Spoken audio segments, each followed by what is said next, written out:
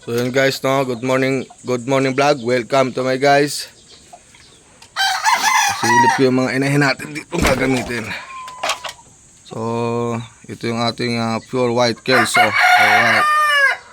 Galing sa isang kaibigan. Haba ng tahid. Ito yung gagamitin natin na materyales sa breeding season. Focus muna tayo sa ilang bloodline.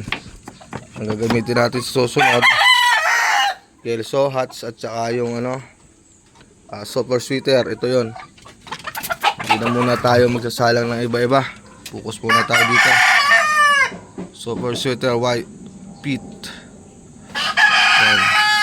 Magkasama yan tsaka yung white kelso na ibinahagi sa atin ng ating kaibigan. Tsaka ito yung anak ng 2 times winner natin na Hatch Gray. Alright. So sunod na breeding season na natin isasalang yan.